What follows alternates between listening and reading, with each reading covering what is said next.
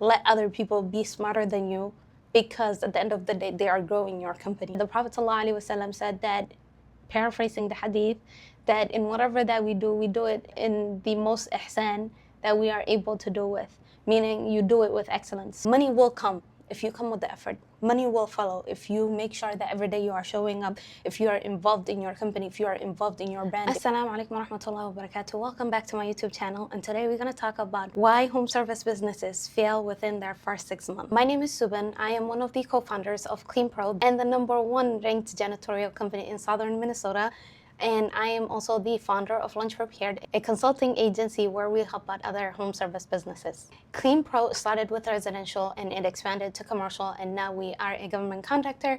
We are a vendor with the state and the federal. In today's video, we will talk about why most cleaning businesses or home service businesses fail within their first 6 months. #1, they mostly start with the mindset of making quick money. When you start a janitorial business or when you start a home service business, you shouldn't have the mindset of quick money. In our For You page for the last few months, we have been hearing a lot of people that are thinking about starting remote businesses, a lot of people that are encouraging the start of remote cleaning business. And in my perspective, I think that is one of the worst decisions that you can make as a founder or as a person that is thinking about starting their own cleaning business. Think about this. Remote service businesses or remote cleaning businesses, they tell you, hey, you can manage a whole growing team when you are chilling in the other side of the country. They tell you that you are able or you have the ability to manage a fast growing company of subcontractors or even W-2s in the other side of the country while you are based in your own hometown. Think about that.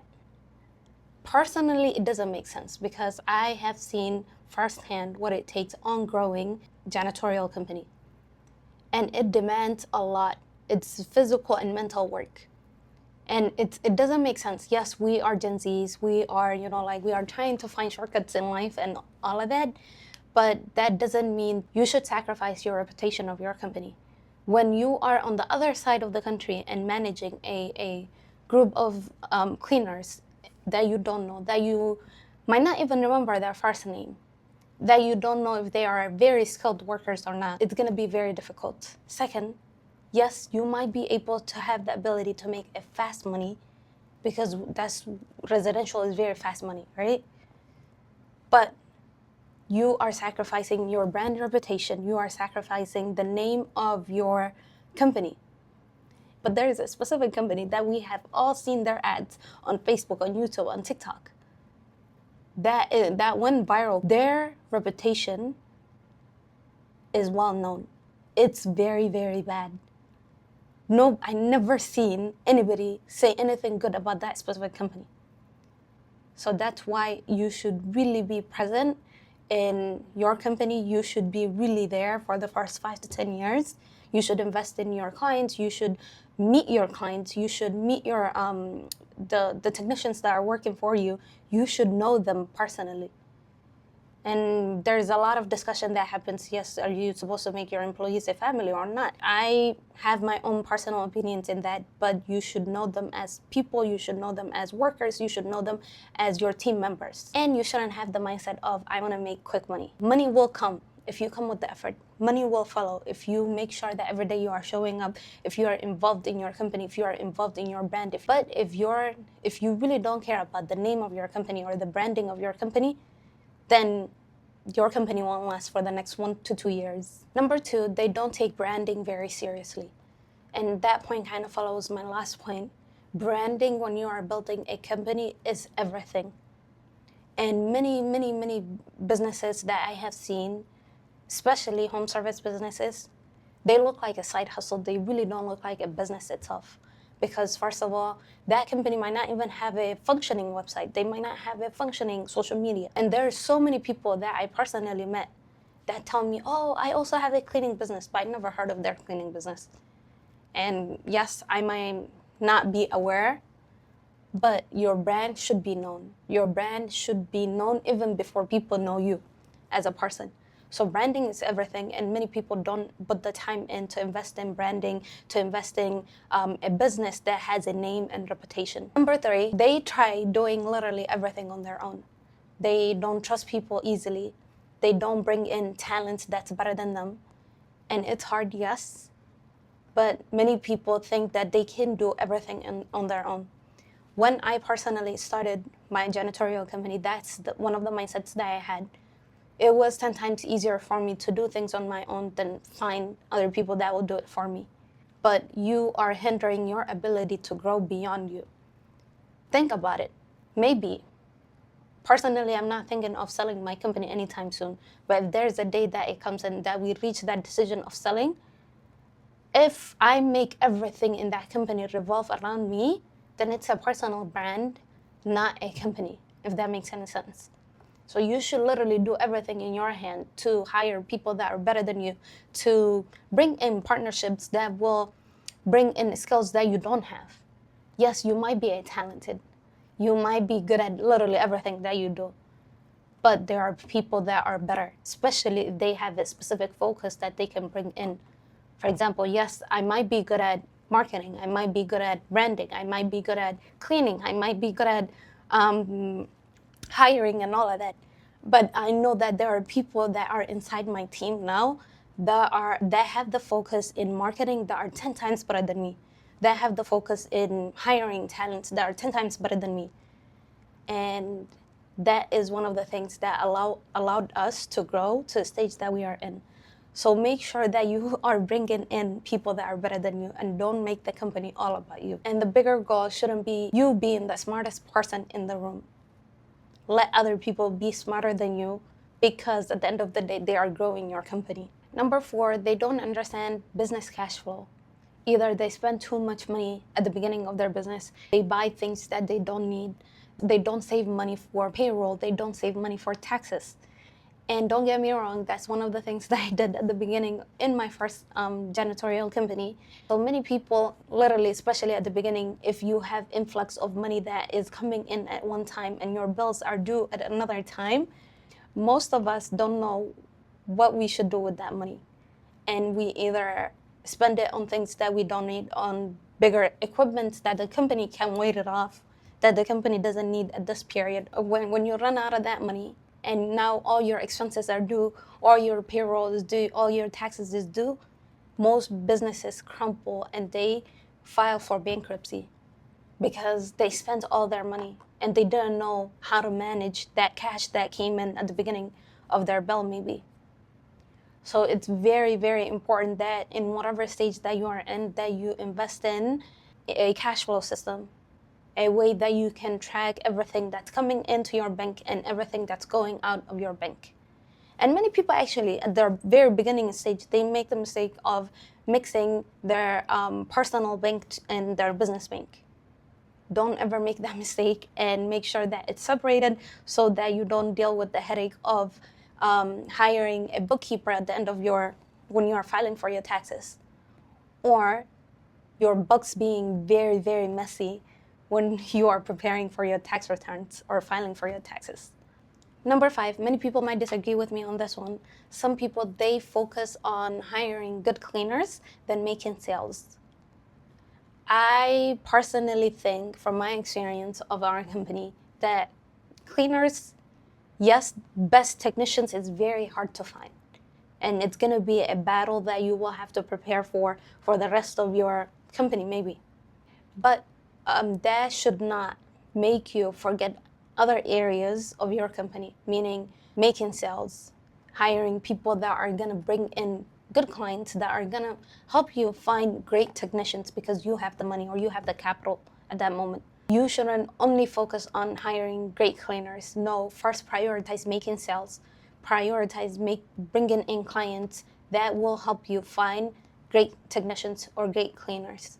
If you have the money, literally, if you have the money that is coming in your company, you can do everything that you want with that money after you close the client.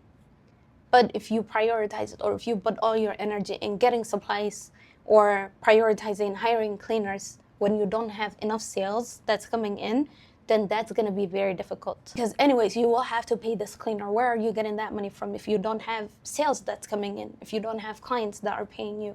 So prioritize bringing sales, then you can worry about the remaining. You can worry about getting better supplies, getting a better cleaner, or investing in training programs, structured programs that you can hold your cleaners accountable. But first, it has to be prioritizing sales and marketing before anything else. Number 6, they chase residential clients for a very long time. And don't get me wrong, with our company, we started with residential as well. Residential is very fast money. Like if you start today, you can start making money by tomorrow. But with residential clients, it's very hard for you as a business owner to make everything standard.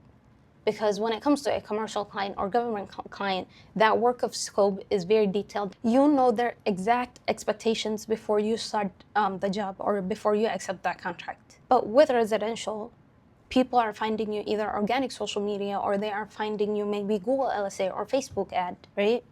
And they ask you, hey, I need deep cleaning, or I need a standard cleaning.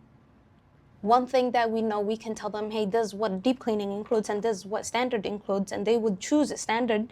Well, specifically, they know that some of the things is not included on there, and later they will leave a bad review because you didn't meet their expectation. You can make the scope of work standard because the houses of people is not the same. Their cleaning needs is not the same. So it's very, very, very difficult for you to please residential clients, and it's a lot of headache. But it is fast, easy money. Even if you decide to start with residential clients, find a way that you can branch your services out to either commercial or government clients. Because those two clients, commercial and government, it's a little bit more difficult for you to get those contracts, but once you get it, it's easier to manage than residential. And it's consistent money that you are able to track every single month. Number 7, many businesses, they underprice their services. And that is one of the mistakes that we did at the beginning of our business. So underpricing your service doesn't always mean that you will get many clients. Yes, you might get a lot of clients, and that's what happened to us at the beginning when we made our pricing very cheap. But we attracted clients that were not good, clients that did not fit our ideal customers. At the beginning of your business, you did everything that you could to build your business and your brand reputation, and you invested in so much time and money, right? You really don't want to bring in cheap clients that will damage that. So do market research, reach out to your competitors as well. One of the things that we did when we were starting is we called other cleaning companies in our area, and we tried getting quotes with them to see how we can match within the market when it came to our pricing. So do market research, call your competitors. Number 8, they don't build systems.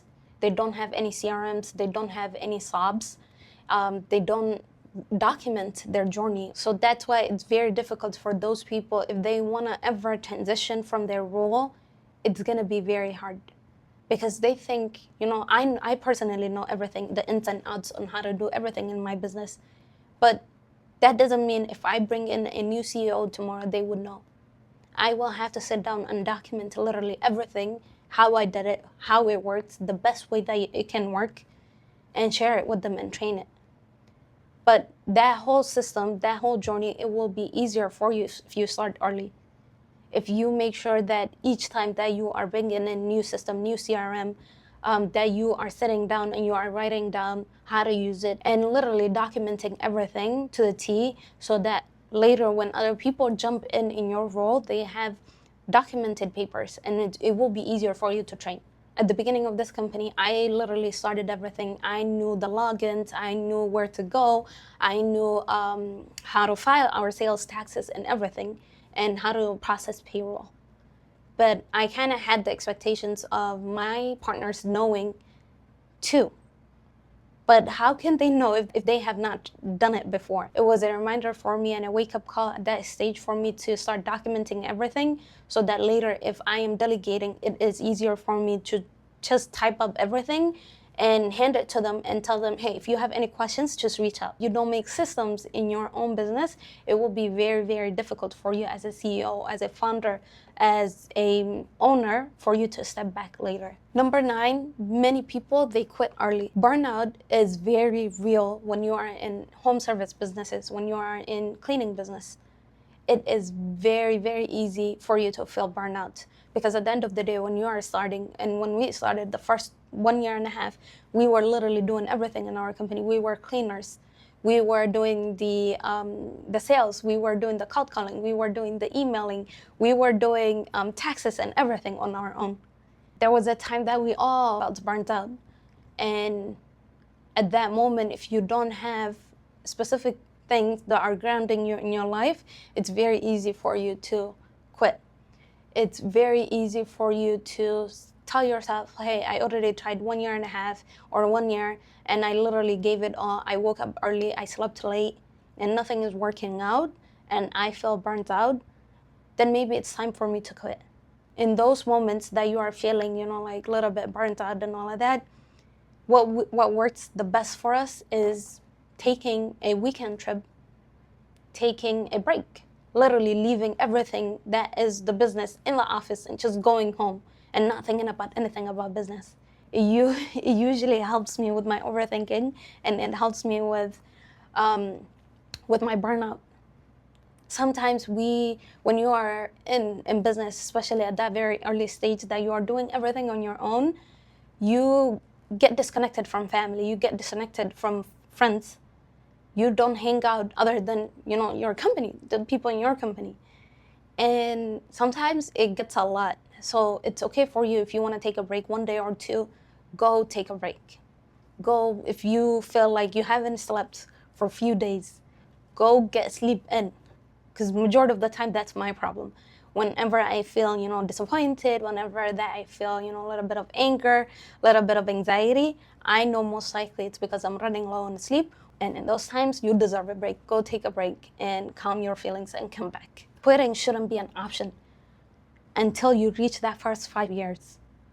And even before you get 5 years, if you are literally doing everything the correct way, if you are showing up every single day, if you don't have victim mentality, if you are literally giving everything to your business, you might see results before that 5 years. But you shouldn't even think about, hey, I'm gonna retire before that 5 years. Last but not least, many people, they think that they are building a cleaning business or home service business or landscaping business. Your company goes beyond whatever service that you are giving. Yes, be very, very good at whatever service that you are providing. We know from our religion that the Prophet ﷺ said that, paraphrasing the hadith, that in whatever that we do it in the most ihsan that we are able to do with, meaning you do it with excellence. And there was a specific time that I can think about that I was competing for government federal accounts for janitorial in the state of Minnesota, and the first one didn't go through, the second one didn't go through, the third one didn't go through. Then there was a time that I was kind of feeling imposter syndrome. I was kind of feeling, like I am not good at this. And then talking to my partners about how I felt, and then starting to still compete for those federal accounts and state accounts. Maybe there's voices in my head that are telling me it's not gonna go through, it's not gonna be a yes, they're gonna decline your bid or your proposal. I was still submitting it, and I was submitting it better than the last one. I was submitting it and preparing the bid and the proposal with better excellence than the last one. And many people that, when they are going through that phase of no's, the ability of them doing it with the same ihsan and the same excellence, it goes down. But with our religion, we know that every time we're supposed to do it with the best ihsan. And alhamdulillah, that allowed us to win our first big state account. Then we were able to win more after that. You just have to lock in. You just have to tell yourself, okay, yes, I might have gotten no at this time, but tomorrow I'm gonna do better than last time. Tomorrow I'm gonna review literally everything I did on my last bid, or even reaching out to the manager, to the decision maker, and asking them, what can I improve? What did I do wrong here? Because every failure is a learning experience at the end of the day. And taking everything that you learned and making sure that you apply it to your next proposal in your next government contract. And inshallah, you will win. So remind yourself that yes, you are building a service. Yes, build your service with the best ihsan, but at the end of the day, your company goes beyond that service. It is the people, it is the processes that you have, it is the leadership team that you are building. And each department literally becomes a company on its own. So yes, service, but you are building beyond the service. You are building sales team. You are building a hiring company. You are building a sales company. You are building a leadership company. So it goes beyond the service or the product that you are providing. Thank you so much for watching this video. If you guys have any feedback, if you guys have any video ideas that we should talk about in the next video, please leave it in the comments below. I really appreciate you guys watching. It would mean a lot to me if you can comment, subscribe, and like. Thank you so much.